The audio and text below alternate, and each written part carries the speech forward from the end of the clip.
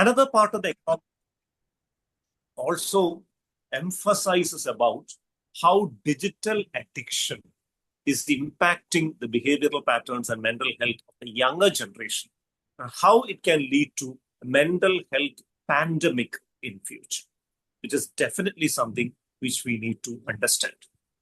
In 1938, the Harvard University Department of Psychology started an interesting study. It came to be referred to as the Harvard Human Development Study, or the GRAND study. It was conducted on students who came to Harvard from different continents, different countries of the world to pursue their graduation courses. They were interviewed. Knowledge regarding their childhood, their adolescence, their relationship with their parents, their siblings, their peers, everything was analyzed in detail. Their school life, their romantic inclinations, their extracurricular aptitudes, everything was analyzed. They were followed up once in a year during the stay in the campus. And even after they graduated, the researchers used to meet them once in a year and evaluate the major life events which happened in their life till the point of their death. The study is still continuing. It is now 87th year of the study. More than 30,000 people have participated in the study. And this is considered to be the largest and longest study on human development undertaken anywhere in the world. This study enlightens us about the factors which determine longevity or lifespan of a human being. You know, we in Kerala have a lifespan which is almost equal to the Western world, developed countries. Females survive for till 79 years in India, males till 73 years. It's almost equal to that of European countries, United States, and even the Scandinavian countries. So the major factors which influence the lifespan of a human being, there are 5 important factors. Number 1 is proper diet. Number 2 is regular exercise. Number 3 is abstaining completely from alcohol.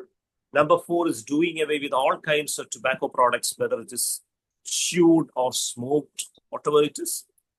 But there is a 5th factor which enhances the lifespan of a human being to the maximum. And that is the quality of human relationships which you establish during your childhood and your youth. The quality of human relationships established during your childhood or youth, that is the most important factor which enhances your lifespan to the maximum.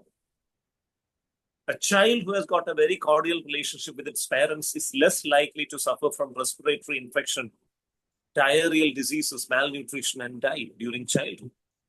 An adolescent who has got very good group of friends is unlikely to get into drug addiction and suffer from premature death. A youth who has got wonderful relationship with family members, partner, peers, etc., is less likely to slip into depression and kill himself by suicide. The study says that the quality of your relationship with your spouse at 30 years of age will determine your physical pain intensity at 80 years of age. You may think that this is something unbelievable, but it is believable and logical. Imagine that one of you is winning a lottery ticket, a lottery prize amounting to, say, 25 crores. The message is coming in your mobile that you have won a lottery worth rupees 25 crores. What will you do? You will drop everything and you will run to encash that lottery ticket. While you're running, maybe your leg is hitting very hard on the toe. Will you feel any kind of pain? It's unlikely. It is unlikely that you'll appreciate any kind of pain. You'll continue to run. You'll go to the bank. You'll encash the ticket.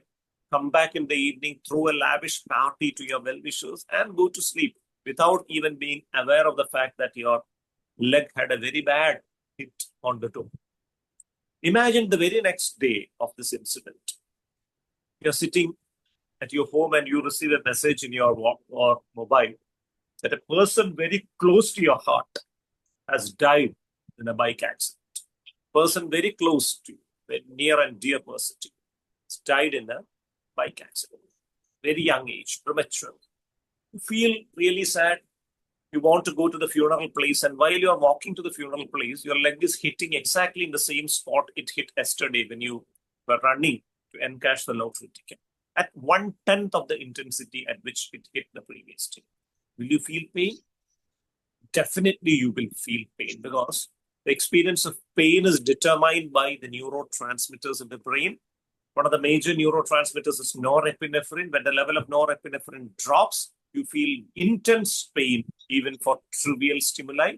But if the level of norepinephrine is high, the intensity of the pain will be very less. The more socially connected you are, the more friends you have, the more healthy relationships you have, the level of norepinephrine in the brain is likely to be very high, and that will reduce the intensity of your pain. So that is what Harvard teaches. The more number of relationships you develop, less is the likelihood of stress, less is the likelihood of pain, less is the likelihood of lifestyle-induced diseases, and more is your longevity likely to be. So that is the message we learned from Harvard.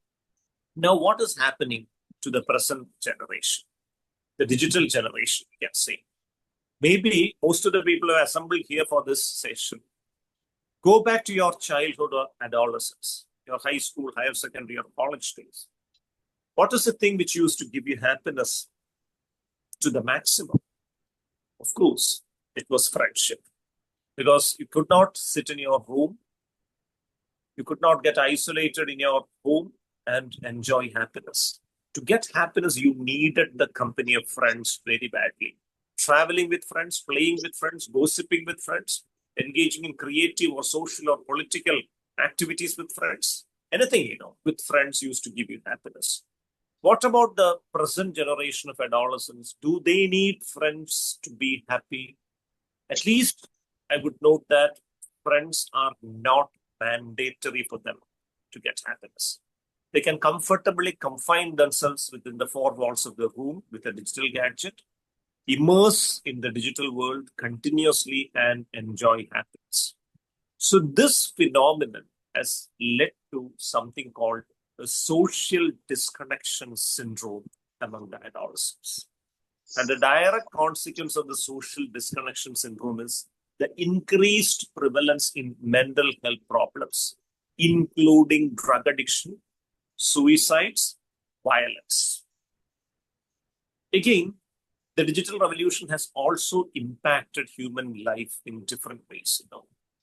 Maybe 20 to 30 years ago, most of us were adolescents or children. If we wanted to go and watch a movie, it was a long process. You have to get out of your house or hostel and walk to the bus stand, wait for a bus. Bus may be crowded. You have to find a way into the crowded bus and uncomfortably stand there, reach the city, get down from the bus, walk to the cinema theater. If the release day of a superstar movie, it is going to be real crowd. You have to wait patiently for your turn to get the ticket. And most often when you reach the counter, the ticket would have been over.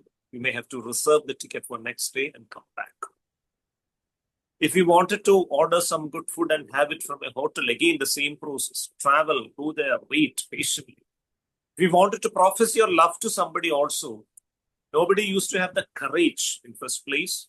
You may have to write a letter and wait patiently for the answer, or send a messenger and wait patiently for the answer. So the moment at which a desire was generated in the brain, the moment at which it got translated into absolute reality, there used to be a time gap. And during this time gap, our brain got the opportunity to process the two potential outcomes of our desire. Our desire may be satisfied, it may not be satisfied. Our brain had enough time to process the two possibilities. So when we get out of our home to go for a movie, we think about possible plan B. If by any chance I don't get a ticket, how do I proceed?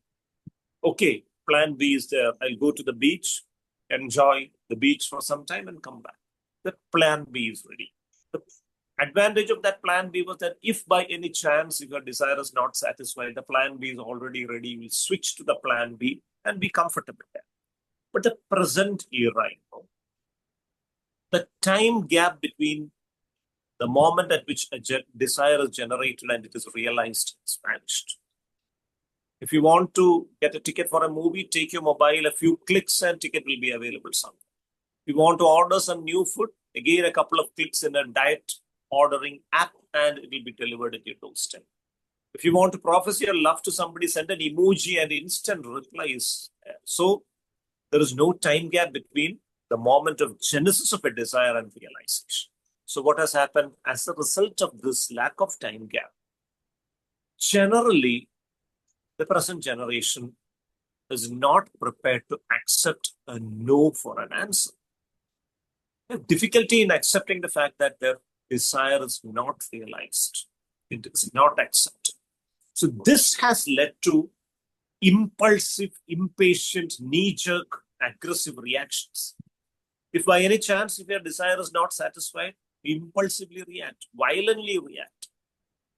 So this explains the increased prevalence of physical assaults, aggression, violence across all socio-cultural strata of the society, because the digital revolution has made us impulsive and impatient.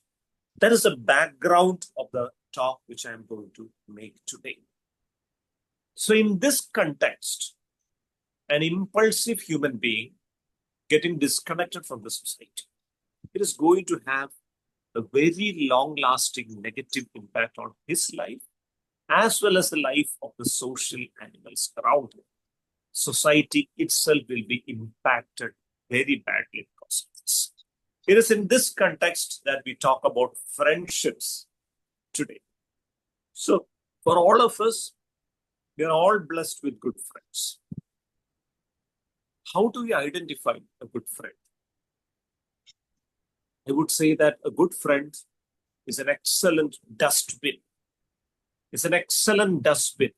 What is the characteristic of an excellent dustbin? Whatever filth is being emptied into the dustbin, it will not spill. The dustbin will very religiously contain everything. So a good friend should have that kind of a quality, the ability to keep information confidential and secret. That should be the first and foremost quality of a good friend. So if you have a friend, if he is willing to keep your secrets guarded, safeguarded, without leaking it to others, he's a good friend. Second most important quality of a good friend is listening skills. Nowadays, everybody wishes to talk. Nobody wants to listen because of obvious reasons. But a good friend is a person who is patient enough to non-judgmentally listen to you. A person who can listen to you without making fun of you, criticizing you, scolding you, trivializing your problems, he is a great friend. And the third quality of a good friend is a friend should be able to point out dysfunctional patterns in your thoughts and behaviors. If there is something which is unacceptable in your behavior, which the society may not accept in the first place, you should point it out. You should not shy away, thinking that if I point this out to him, he may cut off the friendship with me. He should not shy away like that. He should point it out in a way which is palatable. It should not be a blatant criticism which actually devastates your mind. It should be a factual pointing out of errors with a motivation, with a creative suggestion to rectify that. So identify the problem, point it out, and give a suggestion to rectify the problem without demoralizing the person. That is the quality. And of course, a good friend should have good social intelligence and emotional intelligence also. So we shall discuss about these two terms. Another very important finding from the Harvard Human Development Study, which I mentioned, was that Harvard had a group of super intelligent people with IQ above 140 and another group of people with average intelligence IQ between 100 to 110. Which of these is more likely to be successful or likely to be more successful in future, even if you assess success in terms of just monetary achievements? We think that a super intelligent person is likely to be more successful in life. But even if when we analyze success in terms of monetary achievements, the Harvard study showed that People with average IQ between 100 to 110 on an average earned $150,000 per year